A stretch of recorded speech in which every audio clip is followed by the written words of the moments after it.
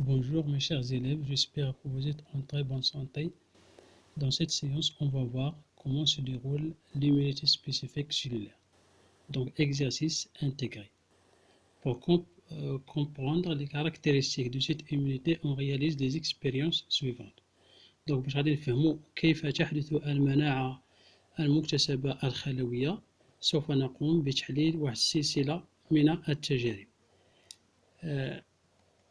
Question 1. Expliquer les résultats de chaque expérience.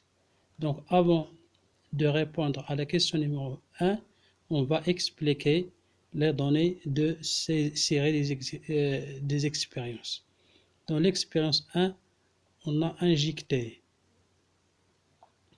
apprend une seringue saine. 30 jours plus tard, on a injecté la même seringue par les bacilles de corps. Les bacilles de corps, ce sont les bacilles qui sont responsables de la maladie de tuberculose. هي العصيات المسؤولة عن مرض السل. Donc le résultat obtenu, la mort de la seringue S1. Pour l'expérience 2, on a injecté une seringue S2 par le vaccin de BCG. BCG, c'est-à-dire bacille de Calmette et Guérin. هي عبارة عن عصيات لعصيات كوخ تم تخفيفها أو تم إضعافها. 30 jours plus tard, on a injecté la même seringue par la bacille de corps et le résultat obtenu, la survie de la seringue S2. L'expérience 3, on a injecté une seringue S3 par les bacilles de Calmette et Guérin, c'est-à-dire par le BCG. 30 jours plus tard, on a prélevé de la seringue S3 le sérum. Notez bien que le sérum, c'est un liquide qui contient des anticorps. Et on a injecté le sérum de S3 à une ou bien dans le corps du seringue S4. Après, on a injecté le seringue S4 par les bacilles de corps. Le résultat obtenu, la mort de la seringue S4.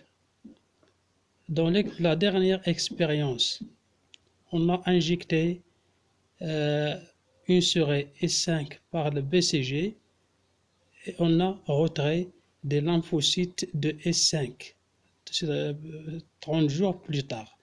Ces lymphocytes prélevés de S5 et injectés dans le corps d'une seringue S6, puis on a injecté les bacilles de corps dans la même seringue, c'est-à-dire la seringue S6.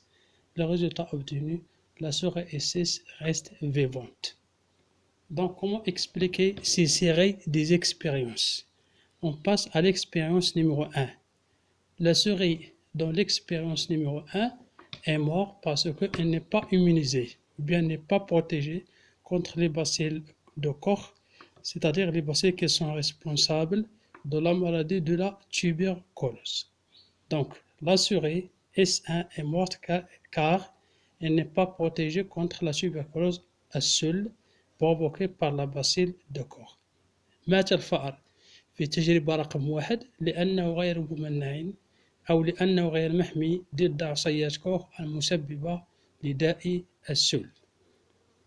Pour l'expérience numéro 2, بقي الفأر حيا عند حقنه في مرحلة أولى بعصيات كالميت إيغيغان BCG أو عصيات كوخ التي تم إضعافها، وفي مرحلة ثانية بعصيات كوخ لأن BCG أعطت مناعة للفأر S2.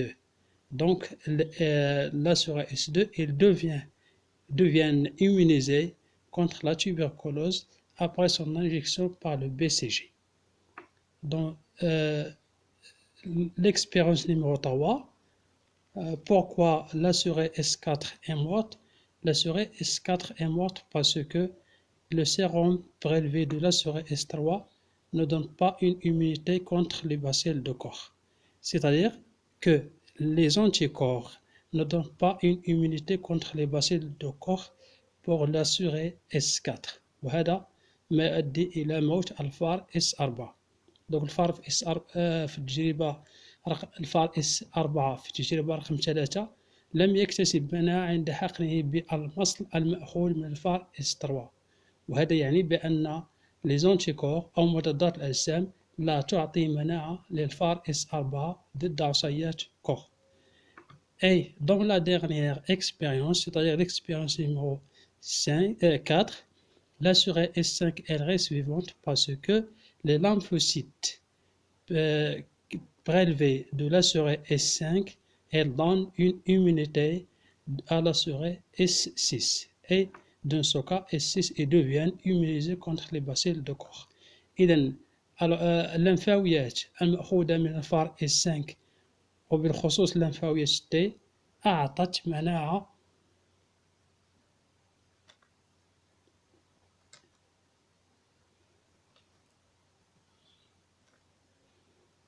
اللمفاوية T أعطت مناعة للفأر ضد عصيات إذا أعطت مناعة للفأر ضد عصيات كوخ. Donc comme résultat ou bien comme commentaire de ces expériences, la souris S1 est morte car elle n'est pas protégée contre la tuberculose provoquée par les bacilles de Koch. La souris S2 reste vivante car elle devient immunisée contre la tuberculose après son injection par le BCG. La souris S4 est morte car le sérum prélevé de la souris S3 ne protège pas S4 contre la tuberculose. C'est-à-dire, ce n'est pas les anticorps qui protègent le corps contre la tuberculose. Et dernièrement, la souris S6 reste vivante car les lymphocytes T qui sont prélevés de S5 protègent S6 contre la tuberculose. Dans la question 2, déduire les caractéristiques de l'immunité spécifique cellulaire. D'après les expériences précédentes, on peut constater que l'immunité cellulaire est une méthode de défense acquise.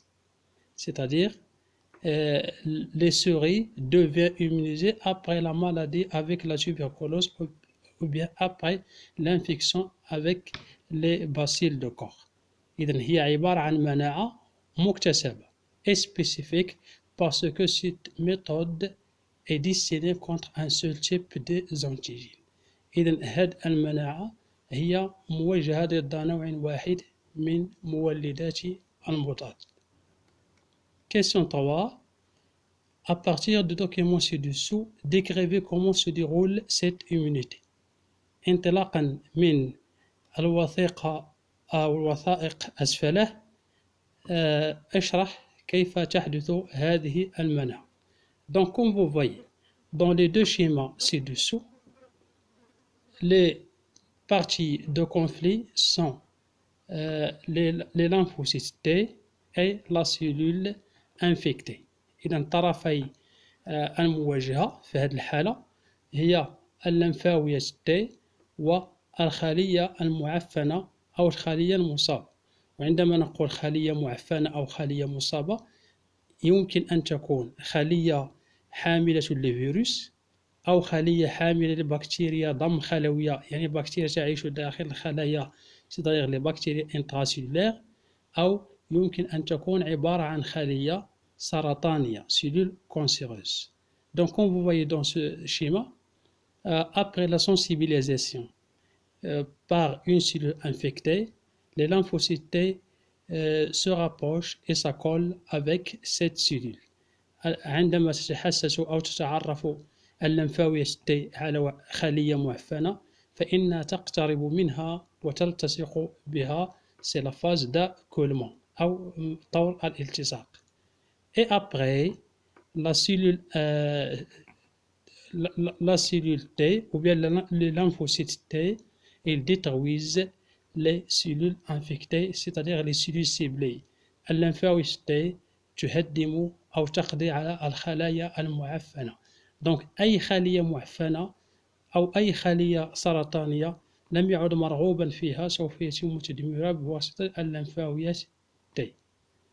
Et c'est ça le comportement d'un lymphocyte T en présence d'une cellule infectée par les virus ou bien par des bactéries intracellulaires ou bien contre des cellules qui sont cancéreuses. Donc lorsque les lymphocytes T sont sensibilisés par un antigène, cellules infectées ou bien cellules cancéreuses, elles s'approchent et s'accolent et de la cellule, puis elles la détruisent. Question 4. Résumer les étapes du site immunité en t'aidant de documents suivants. لخص مراحل هذه الاستجابة المناعتية وذلك بالاستعانة بالوثيقة التالية. Donc, le document se présente, elle montre qu'il y a 3 phases dans l'immunité cellulaire ou bien dans l'immunité acquise cellulaire. هناك 3 مراحل يمكن أن نلخص بها مراحل حدوث الاستجابة المناعتية الخلوية. La première phase, c'est la phase de reconnaissance de l'antigène. Et dans cette phase, les lymphocytes T reconnaissent la cellule infectée par les bactéries intracellulaires ou bien par les virus, ou bien elles reconnaissent la cellule cancéreuse. Et c'est la phase de reconnaissance, يعني مرحلة التعرف. Dans la deuxième phase, la phase de multiplication et différenciation, مرحلة التكاثر والتفريق. Les cellules ou bien les lymphocytes T augmentent du nombre. Donc, son nombre augmente par croissance et puis elle différencie en 2 types. Des lymphocytes T qui s'appellent les lymphocytes T mémoire et des lymphocytes T qui s'appellent les lymphocytes T tueuses ou bien cytotoxiques. تنقسم إلى قسمين. القسم الأول هي لمفاويات تي ذاكرة كما رأينا في المناعة السابقة، والقسم الثاني لمفاويات تي قاتلة أو سامة وهي التي تتوجه للقضاء على مولد المضاد. Et dans la dernière phase, la phase effectrice, مرحلة التنفيذ, les cellules ou bien les lymphocytes T attaquent la cellule infectée ou bien la cellule cancéreuse. Donc c'est la liste de la cellule cible et qui est bien sûr infectée. Enfin, après la finalisation de cette expérience, des macrophages interviennent dans le nettoyage de corps. في نهاية بطبيعة الحال هذه المناعة اللي هي مناعة خلوية تتدخل بالعمليات الكبيرة من أجل تنقية أو تطهير الجسم.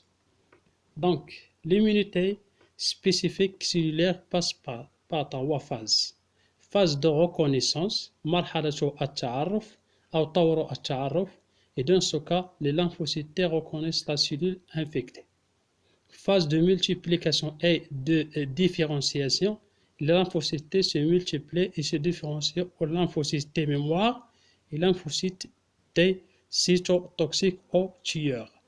LT سامة أو LT قاتلة. Phase effectrice, les lymphocytes tueurs TC ou T8 تسمى أيضا بالليمفاويت T8 détruisent la cellule infectée تقضي على الخلية المعفنة.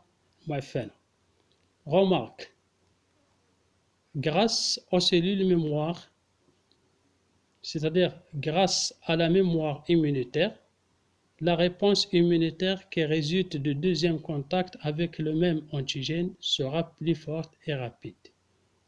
إذا ملاحظة: بفضل الخلايا الذاكرة، c'est-à-dire الخلايا أو اللمفاوية B الذاكرة واللمفاوية T الذاكرة، وهنا نتكلم عن ما يسمى بالذاكرة المناعتية. الاستجابة المناعتية الناتجة عن الالتقاء أو عن الاتصال الثاني مع نفس مولد المضاد تكون دائما قوية وسريعة. لماذا؟ لأن جهاز المناعة يكون قد سبق له أن تعرف على مولد المضاد في الاتصال رقم 1.